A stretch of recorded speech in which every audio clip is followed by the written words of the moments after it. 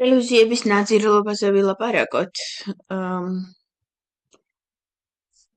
გიორგისთან რომ მქონდა ლაბაძესთან ვიდეო, ორი ვიდეოს უკან თუ ორი ვიდეოს წინ იქ ვილაპარაკე, რომ რაღაცნაირად უნდა მოვახერხოთ ის, რომ მათ მაქსიმალურად შეუმცირდეს მაყურებელი, მაქსიმალურად დაუვარდეს რეიტინგი, მაქსიმალურად დაუვარდეს ნდობა, მაქსიმალურად დაუვარდეს ავტორიტეტი.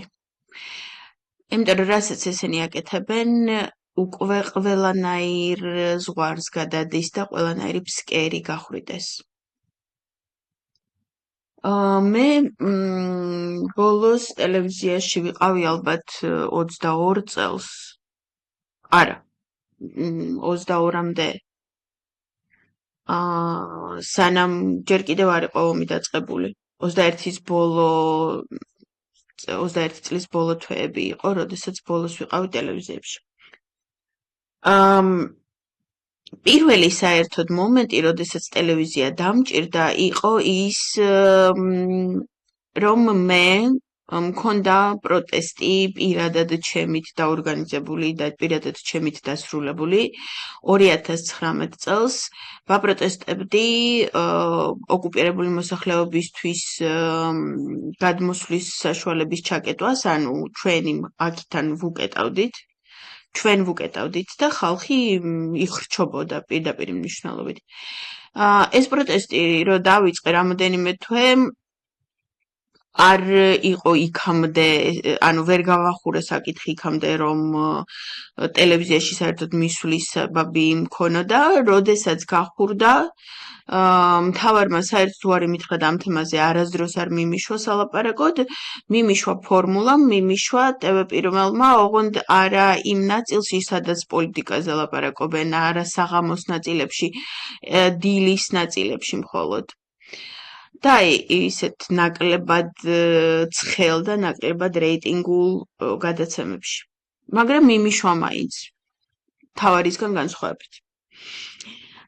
მე როდესაც უკვე თვითონ ეს პროტესტი დავასრულე, მოვიგე, რამოდენიმეჯერ მე მგონი აღნიშნული მაქვს, რომ მთელი 13 წლის განმავლობაში, რაც კი საქოცეთია, ეს ჩემი პროტესტი არის ერთადერთი პროტესტი, რომელსაც აქვს საქმის ბოლომდე გაკეთების და ბოლომდე მიზნის მიღწევის გამოცდილება. ანუ ზუსტად რასაც ვითხოვდი, ზუსტად ისე შეასრულა ოცნებამ, როგორც ვითხოვდი. ჩემი აზრით, რატო მოხდა ეს, არ ვიცი რატო, ალბათ, იმიტომ რომ მაშინ ჯერ კიდე ისეთი მხეცები არ იყვნენ, როგორც ახლა არიან. მხეცები ყოველთვის იყვნენ, უბრალოდ ჯერ ბოლომდე არ ქონდათ ჩამოხსნილი ნიღაბი. და ალბათ ამიტომ ეს ერთი და მეორე იმიტომ რომ მე ვაჩვენე რომ გამჩერებელი არა ვარ. რომ ან ზუსტად ისე მოხდება ყველაფერი, როგორც მე ვითხოვ, ან არ ვჩერდები, მოკლედ საერთოდ არასდროს არ ვჩერდები, სანამ ზუსტად იმას არ გამიკეთებენ, რასაც ვამბობ რომ უნდა გამიკეთონ. ბევრი პროტესტი იყო ამ წლების განმავლობაში, ბევრი რაღაცის მოთხოვნით, ხან დედები წამლებს რო ითხოვდნენ,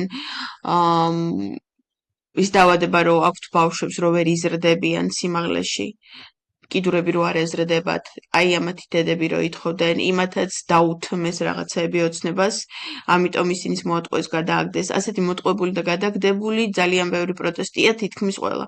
არა ყველა. მარტო მე გავაკეთე ის, რაც უნდა გამიკეთებინა. ამის მერე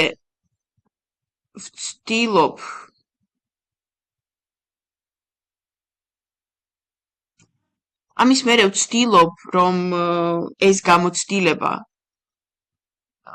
რაღაცნაირად გამოვიყვენო იმ პროტესტში, რომელიც ყველაზე ძლიერია ჩვენ ქვეყანაში და რომელიც იმას ისახავს, რომ ოცნება მოვიშოროთ მიზნად, მაგრამ არ გამომდის. იმიტომ რომ ბევრად უფრო მეტი სიმძლავრე ჭირდება ამას. ეს ერთი და მეორე ბევრად უფრო გამხეცებულია რეჟიმი ახლა. დავუბრუნდეთ ტელევიზიებს და როდესაც ამ პროცესში ვიყავი, ამ პროცესის დასრულების მერე მთავარმა მომიწვია იმისთვის, რომ ჩემ წიგნზე მელაპარაკა.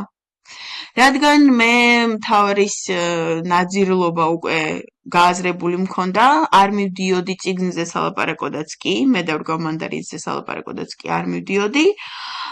და ძალიან დიდი ხანი რომ ეხვეწა დილის ეთერის წამყვანმა, მაშინ მეთქი შევთანხმდეთ. მე ვილაპარაკებ ამაზე და თქვენ თუ გაწყობთ, ანუ თუ მაძლევთ იმის საშუალებას რომ მე ამაზე ვილაპარაკო, მაშინ მოვდივარ. თუ არა, არ მაინტერესებს. კარგიო და ზუსტად შენაც გინდაო იმაზე ვილაპარაკოთ. ორჯერ ვიყავი ასე და მესამეჯერ მივედი ისევ დილის ეთერში, ისევ აფხაზეთზე სალაპარაკოთ. ოღონდ ისე რომ არ შევუთანხმე წინასწარ, ჩავთვალე რომ რადგან ორჯერ უკვე ეს პროცესი გავიარეთ, რომ მესამეჯერ არ დამჭირდებოდა.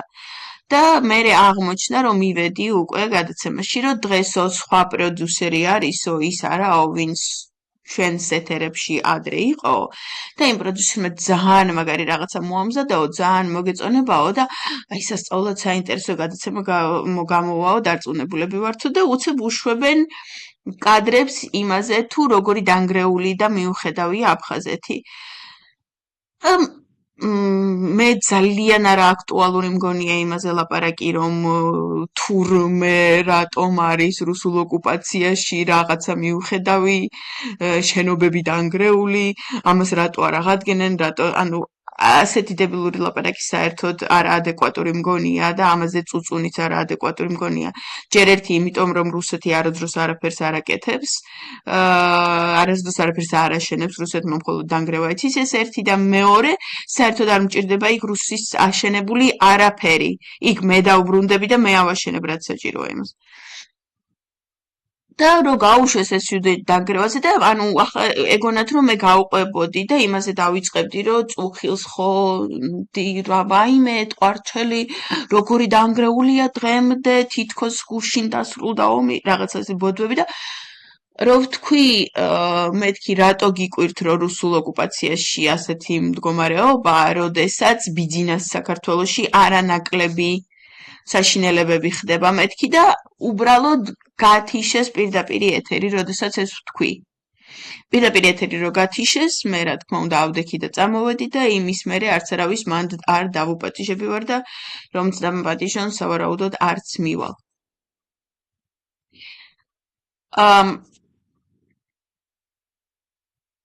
ამის მერე დამპატიჟეს პირველზე ინგას საღამოს ცხელი ეთერები აქვს და ინგასთან არ მივედი საერთოდ, უარი ვთქვი. და ახლა კიდე, ანუ არასდროს არ ვუყურებ ინგას ისედაც. ბოლოს აი ახლა ვუყურე 4 ოქტომბრის წინ, იმიტომ რომ პაატა ბურჭულაძე იყო მასთან მისული.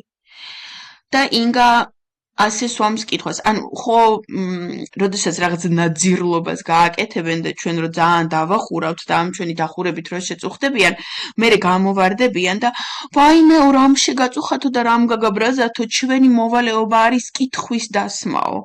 ოღონდ კითხვის დასმა ამაშიც რო ძალიან დიდი განსხვავებაა და შენ თვითონ კითხვას რო ისე ნაძირლურად სვამ, რო უკვე ბიძინას მხარეს ხარ და ისე დასმულია ის კითხვა, რომ მნიშვნელობა არა აქვს, ვისაც ეკითხები ის რას გიპასუხებს, თვითონ კითხვაშია მთელი ყველაფერი უკვე ჩადებული, მთელი სიმძღნერე. აი ამიტომ არ გამომივა არანაირად არასდროს ინგას ეთერში ლაპარაკი. პატას ეკითხება ასეთ რაღაცას. აი როგორც 2012 წელს მოხდაო მშვიდობიანი გადაბარება, იმიტომ რომ ქვეყანას ცვლილება ჭირდებოდაო და ეს ცვლილება აუცილებელი იყოო და როგორ მშვიდობიანადაც გადავაბარეთო. აი ასეთი რაღაცა ჩემთვის რო ეკითხა ინგას, მე ხო ჩავდებდი მიწაში. ანუ რო დღემდე რო არსებობენ ადამიანები, რომლებიც 2012 წელს თავის სახელს არ ეძახიან, რომ ეს იყო ბოლშევიკური კონტრრევოლუცია, ქართული ნაღდი ვარდების რევოლუციის წინააღმდეგ, რომ ეს იყო რუსული სპეცოპერაცია, რომ ივანიშვილი იმისთვის მოვიდა 2012-ში, რომ საქართველო გაანადგუროს და მიწაში ჩადოს, რუკიდან წაშალოს, რომ ამისთვის მოვიდა და მაინც დღემდე იმ მოვლენას ეძახი სასიკეთო ცვლილებას. აი ასეთ ადამიანს როგორ უნდა ველაპარაკო? როცა მივა იქამდე დარწმუნებული ვარ, რომ როგორც კი პირს გააღებს და კითხვას დასვამს, მე იმაზე კი არ გადავალ, რომ მის კითხვას უპასუხო, მე გადავალ იმაზე, რომ დავიწყებ მასთან მისთვის ჭკუის სწავლებას, რომ კითხვა ასე არ უნდა დასვას. ამიტომ არანაირი დიალოგი არ გამოვა. გამოვა ის, რომ რაღაცას ერთს იტყვის და მე მხოლოდ იმით ვიქნები დაკავებული, რომ ინგა მიწაში ჩავდო. ამიტომ მოაზრობა სიარული ჩემთვის ტელევიზიებში.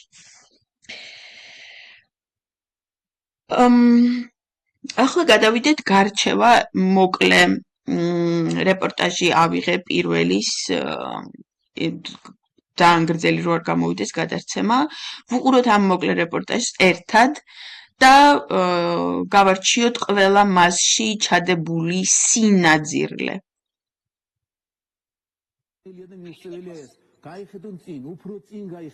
კაცი, რომელიც წინა ხელისუფლებას რეპრესიების გამო ებრძოდა, დღეს თავად ხდება მისი მთავარი წყარო. კაცი, რომელიც წინა ხელისუფლებას რეპრესიების გამო ებრძოდაო. დღეს 13 წლის მერე როგორ შეგიძლია რომ ეს თქვა? ჯერ ერთი და ამის თქმა 2011-ში და 12-შიც შეუძლებელი იყო და მაშინაც ნაძირლები იყვნენ, რომ ვითომ ჯეროდათ, რომ ხიხო ამისთვის მოდის ხელისუფლებაში, მაგრამ მთელი საშინელება, რაც ჩვენ 13 წლის განმავლობაში გავიარეთ და კიდე ამას ლაპარაკობ, ხარ რუსი. მე არ ვიცი კონკრეტულად ეს რეპორტაჟი ვისი მომზადებულია, მაგრამ ეს ჟურნალისტი არ არის ჟურნალისტი, ეს ჟურნალისტი არის ვაგზლის ბოზე უარესია. აი, არ ვიცი რა სიტყვა ვიხმარო, რუსის ჩვარი. და ტელევიზია, რომელსაც ასეთი ჟურნალისტები ყავს, რა თქმა უნდა, თვითონ ტელევიზიის პოლიტიკა განსაზღვრავს მისი ჟურნალისტი როგორი იქნება. და TV პირველი არის რუსის ჩვრების ხროვა. ბიძინა ივანიშვილი ალბათ დღესაც ასე იტყო და ხელისუფლებაში რომ არ იყოს, თუმცა ახლა ხელისუფლებაშია და 2012 წელს ნათქვამის სიტყვებით დავიწყებას მიეცა. აფრიკის ქვეყნები ამოდი. ხო, უბრალოდ დაავიწყდა ბიძინას. ის კი არა, რომ ბიძინა მიზანმიმართულად იტყუებოდა მაშინ და საერთოდ არც ერთი თავისი საკუთარი ნათქვამის სიტყვის მაშინ არ ჯეროდა, არ სწამდა, არც აპირებდა არასდროს იმის შესრულებას. არა, უბრალოდ დაავიწყდა. ესენი ქართველებს უპირებენ უკან. იქით წაიყვანონ. საოცრება. სად იყურებიან? მუდმივ ტერორში ეყოლებათ ქართველები. კიდევ უფრო გაღარიბებაზე წაიყვანენ? კიდევ იქით გადაღუნავენ იმ ხარეს, სადაც ესენი მიდიან? ეს ხო გასაგებია, რომ ოდესღაც შენ გადაგღუნა ღმერთმა. ასე ხედავდა ქვეყნის განვითარებას, პატიმრების შემცირებით, ასე ხედავდა ქვეყნის განვითარებას, პატიმრების შემცირებითო. ანუ ბიძინამ ვინ გამოუშვა ციხიდან? მხოლოდ კრიმინალი და რუსი ჯაშუშები. კრიმინალი და რუსი ჯაშუშები გამოუშვა ციხიდან, ქართველი სამხედროები რუსეთს დაახოცინა, მათ შესახებ გადასცა ინფორმაცია, დღეს იჭერს ციხეში უშვებს და მაშინ თურმე ეს უნდოდა, როგორი რა სიტყვა ბლაგაროდნი დამავიწყდა. მიზნები ქონია. ამას ამბობს დღეს 13 წლის მერე. დასრულებით და დარწმუნებულიც იყო, რომ წინა ხელისუფლებას უდანაშაულო ადამიანების დაკავებები და საზოგადოებაში ხელოვნურად გაღვივებული დაპირისპირებები დაასრულებდა. დღეს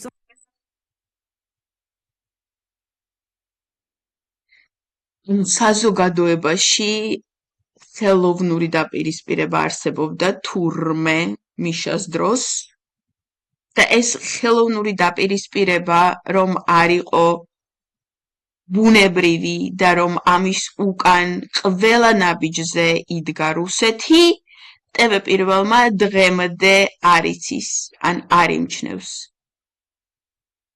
სწორედ იმას ედავებიან, რასაც თავადვე ქადაგებდა. ნებისმიერი ქუჩაში გამოსვლა და დემონსტრირებები, როგორც ეს ყოველთვის ხელისუფლებაზე მეანიშნებს. აქ უკვე პრემიერ-მინისტრის რანგში საუბრობს. საპროტესტო აქციებს დემოკრატიის ფორმად მიიჩნევს, თუმცა აღიარებს კიდეც, რომ პროტესტი ქვეყანაში ცუდ ხელისუფალზე მიანიშნებს. 2012-ში პროტესტზე დღევანდელისგან განსხვავებული პოზიცია ჰქონდა. დღეს მისი გუნდი პროტესტის მონაწილეებს მოღალატეებად აცხადებს. რაღაც არ მოსწონს, რაღაცას ხელისუფლება ვერ ახერხებს და ხალხი ცდილობს რაღაც სხვა გამოხატულებებით ეს დააბალანსოს. მე არ მგონია რომ ეს გავიდეს რამე ჩარჩოებიდან, თუმცა უკითხავთ რომ მომწონს არ მომწონს ნამდვილად და ვიღაცას კიდე უნდა საკუთარი თავი წარმოაჩინოს ზედმეტად. სხვა მხრივ თქვათ, მაგრამ ეს პროცესებიც ისეთია, რომ ამის თქმის უფლება მაქვს, მაგრამ არამეტი. ყველაფერს ჩვენ ხელს შევუწყობთ და არაფერს ხელს არ შევუშლით. ივანიშვილი არ არის სრულიად გასულია როგორც დემოკრატიული სიბრტყიდან, ასევე კონსტიტუციური სიბრტყიდან. ის ეს კიდე ერთი ხიხოს მომთრევი. ახლა არ არის გასული, ყოველთვის იყო გასული, არასდროს არ იყო ჩარჩოებში, ყოველთვის იყო საშინელი კრიმინალი, ყოველთვის იყო 9 აპრილის დამფინანსებელი, ყოველთვის იყო რუსის გამოგზავნილი, ყოველთვის იყო რუსი ოლიგარქი, ყოველთვის იყო პუტინის მეგობარი. ეს არ მომხდარა ახლა. და ლაშა ბუღაძეს მე მგონი ბოდიში იმისთვის რომ გვატყუებდა რომ ხიხო კარგია, გვატყუებდა რამე ვინ ვერ მომატყუებდა, მაგრამ ვიღაცაები ხომ მოტყუდნენ ლაშას გამო, იმიტომ რომ ლაშას პატივცემდნენ და როგორც მწერალი უყვართ ლაშა. იმ ადამიანებს როდისმე მოუხადა ამან ბოდიში? უფლებას არ თმობს ქართული ხალხი დგას ქუჩაში უპირველეს ყოვლისა იმ მიზნით რომ გვეჩვენებინა აი თბილისი რას ირჩევს. ეს კრიზისი არ დაიმალება და ნებისმიერ შემთხვევაში ეს კრიზისი გაგრძელდება. შვიდობიანი რევოლუციის სახელით 4 ოქტომბერს გამართულმა ეროვნულმა კრებამ შვიდობიანი რევოლუციის სახელითო. ანუ ის რევოლუცია რომ შვიდობიანი იყო ტევ-პირველი არ აღიარებს ტევ-პირველი ხიხოს მხარესაა და 4 ოქტომბერს ძალადობრივს ეძახის. 50-მდე მოქალაქე პატიმრად აქცია. მოქალაქეებს პროტესტმა მშვიდობიან რევოლუციამ აქციაო 50 ადამიანი პოლიტპატიმრად. ანუ ივანიშვილმა კი არ აქცია, ივანიშვილის რეჟიმმა კი არ აქცია, ივანიშვილის რუსულ საქციელებმა კი არ აქცია, რევოლუციამ და პროტესტმა აქციაო. ამღამობით აკავებენ და უფრო მეტის დაჭერით იმუქრებიან. ამ დღის პოლიტიკურ შედეგს ყველა აღიარებს, თუმცა ეს დღე ოპოზიციური პარტიებისთვის სხვადასხვა დასკვნის საშუალებას იძლევა. ოპოზიციაში ერთ რამეზე ყველათან ხვდება, რომ ხელისუფლების მხარეს არაფერი შეცვლილა და პროტესტი საზოგადოებაში ისევ არსებობს. რუსულ საოკუპაციო რეჟიმთან ბრძოლაში კი შესაძლებელია ის, რომ რაღაც მე ვიყავ პარლამენტის წევრი. მხოლოდ არჩევნებზე გადის. აი ამ ნაგავს აი ამ უნიტაზიდან ამოფრქვეულს რუსის განავალს აი ახლა კარგად მოусმინეთ რა დამპლობას იტყვის და რა საზიზღრობას იტყვის. მე თვითონ ვარ მსხვერპლი გადატრიალების, როდესაც მე ვიყავ პარლამენტის წევრი 10-92 წლებში. ანუ ის გადატრიალება რომელიც ზვიად გამსახურდიას კანონიერად არჩეულ საქართველოს პრეზიდენტს მოუწყო რუსმა პუჩისტებმა, რუსეთმა ადარებს და ტოლობის ნიშანს სვამს იმასთან, რომ დღეს ჩვენ პირიქით ვაკეთებთ. ანუ დღეს ჩვენ ვაკეთებთ იმას, რასაც 9 აპრილის დღეს ვაკეთებდით, ვებრძვით რუსს და ეს ნაძირალა ნაგავი უკანალის ჭია ამბობს, რომ ზვიადის გადამხობა იგივე არისო, რაც ხიხოს დამხობაო. აი საერთოდ გადახაზეთ. ეს ადამიანად არ უნდა ჩაითვალოს საერთოდ, ეს პოლიტიკოსი კი არ არის, ეს საერთოდ არარაობაა. ზოგიერთი ამ გადატრიალების მონაწილეებმა რეალური დამხობა როცა მოხდა. დღეს ხელისუფლებაში არიან. დღეს ხელისუფლებაში არიანო? ანუ ამას რომ იცოდეთ და შესაბამისად მე თვითონ ვიცი რა უბედურება ეს ქვეყნისთვის. ხო და იმ ნაძირლების ჩამოგდება უბედურებააო ქვეყნისთვის. უბედურებაა თუ გადარჩენა ნაძირლების ჩამოყრა. თავისებმა გამოცდილი. შესაბამისად, მხოლოდ და მხოლოდ არჩევნებისთვის უნდა მოხდეს ხელისუფლების ცვლილება. მესფურცელი ისე ვერ გადაიფრთხილ გეგმებზე, სამოქმედო გეგმებზე. იაში ფიქრობენ, რომ მათი ეს არ ადეკვატურობა. ანუ ფორმულამ რომ იწვია გუშინ ჩერგოლეიშვილი და რაც ჩერგოლეიშვილმა იქ ილაპარაკა, დღეს ჩერგოლეიშვილზე ბევრი ტექსტი დავწერე. წულუკიანის ტყუპისცალი. ოღონდ ბევრად უფრო საზიზღარი წულუკიანზე, იმიტომ რომ წულუკიანი გაცხადებული ქოცია და ეს არ არის გაცხადებული ქოცი. ეს გვატყუებს, რომ ქოცი არ ვარო. აი ასეთ ნაძირლობასთან გვაქვს საქმე ტევ-პირველზე და ფორმულაზე. თავარს უკვე გადაცემები აღარ დარჩა. ტელევიზია არ არსებობს, საერთოდ არ არსებობს. ყველაფერი რაც დარჩა არის სივრცე, რომელიც ახარებს ივანიშვილის ჭიას. მეტი არაფერი. თვითონ 4 ოქტომბრის განმავლობაში მე ანუ პარალელურად აქციაზე ვიდექი და პარალელურად ტელევიზიებსაც ანუ ტევ-პირველს უფრო ფორმულაზე მე მგონი არ გადავთ თუ არა კი ფორმულაზეც გადავიდი როდესაც დავინახე რომ ტევ-პირველი საშინლად აშუქებს აი უსაშინლეს ტყუილად აშუქებს მე ფორმულამაც აი იქაც ვერაფერი განსხვავება ვერ დავინახე და ჩავარდნა 4 ოქტომბრის ძალიან დიდწილად ამ ორი ნაძირლის ბრალი ნუ ყველაფრის ბრალია მაგრამ ამ ორი ნაძირლისაც დიდწილად ბრალია ტევ-პირველის და ფორმულას ამათ არ უნდა ყავდეს მაყურებელი უბრალოდ არ უნდა ყავდეს მაყურებელი სიტყვა არ უნდა ეთქმოდეთ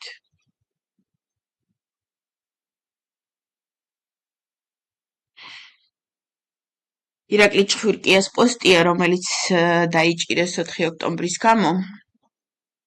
საერთოდ არაფერში არ მიუღია მონაწილეობა, პუშში იჯდა მთელი ღამე და დაიჭირეს. სახელმწიფოს არც ერთი სახალხო ტელევიზია არ არსებობს. სახალხო კი არა, საერთოდ არანაირი ტელევიზია არ არსებობს. აქამდე ეგრეთ წოდებული ოპოზიციური არხები მაინც არსებობდა. ეგრეთ წოდებული, მაშინაც და ყოველთვის ეგრეთ წოდებულები იყვნენ. და ახლა სრულიად უკვე არა ეგრეთ წოდებული ხიხოსტანია. ახლა გვაქვს სამთავრობო პროპაგანდისტული და მოოპოზიციონერო ოლიგარქო აბრაზნი, მხოლოდ თვითგარდარჩენაზე ორიენტირებული მაყუთა ბიზნესმენის პირად საჭიროებებზე მორგებული ტელევიზია. პირველიც და ფორმულაც, რომელსაც უფრო მეტი ზიანი მოაქვს ვიდრე სარგებელი. სკანდალებზე, ქოცების მიერ გადმოგდებულ ეგრეთ წოდებულ ექსკლუზივებზე მონადირე ბაბლის პიარში კი ჟურნალისტები თუ პროდიუსერები სულ ცეკვა თამაშით ასრულებდნენ კრემლის დავალებებს ნებსით თუ უნებლიეთ, ნებსით. არც ნასეტკები და ბოზები აკლია პროცესს, არც სასარგებლო იდიოტები. ასეთ პირობებში არსებობს გადარჩენის და მერე გამარჯვების მხოლოდ ერთი გზა. ამ გზაზე შედგომას სჭირდება ჯერ სურვილი, მერე ცივი გონებით უკვე არსებული ფაქტების აღიარება. გააზრება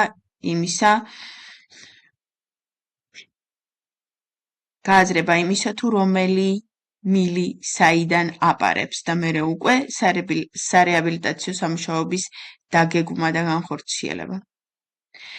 სანამ ბრბო ერთმანეთს ხართ დარეული და ბიძინას დაკრულ უგემოვნო მუსიკაზე ძალაუნებურად და სიამოვნებით კუდუსუნს იქნებთ აქეთ იქით, მანამ რეჟიმი ძლიერდება, პროტესტი სუსტდება, ხალხი უფრო და უფრო შორდება ერთმანეთს და ქვეყანა ჩვენი სამშობლო ეფლობა აოფში, საიდანაც ამოსვლა შესაძლოა შეუძლებელიც კი გახდეს. შეუძლებელი რო გახდესო ამას არ ვეთანხმები, უბრალოდ გასკდება და მოხდება კადაფიზაცია, მოხდება ის რაც უქნეს ჩეუშესკუს, მოხდება ის რაც ქნეს ნეპალში.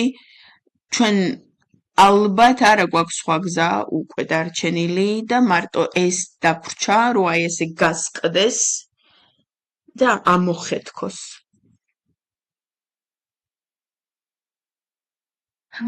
ვისაც გექნებათ სურვილი, გადადით ირაკლის გვერდზე და ჩაიკითხეთ ბოლომდე. მოკლედ ასეთ მდგომარეობაში ვართ. ოპოზიცია, რეალური ოპოზიცია არსებობს მხოლოდ ნაციონალურ მოძრაობაში. მხოლოდ ნაციონალურ მოძრაობაში, თან მთელი ნაციონალური მოძრაობა არა. იქაც საკამარისად არის შიგნით ნაგავი. ნაციონალური მოძრაობის ნაწილი არის მხოლოდ რეალურად და ერთადერთი ოპოზიცია ქვეყანაში. არავიზე მეტი არაფერი არ ინდობა, ყველაფერი ჩანაგვდა და ჩალპა. ასეთ მდგომარეობაში ორგანიზება თითქმის შეუძლებელია რამესი. შესაძლებელია მხოლოდ ქაოტური, თვითნებურად წამოსული ტალღები. დაველოდოთ ქაოტურ, თვითნებურად წამოსულ ტალღებს, რომელიც ხიხოს ჩაუტარებს იგივეს, რაც გაუკეთა ხალხმა კადაფის. მომავალ შეხვედრამდე.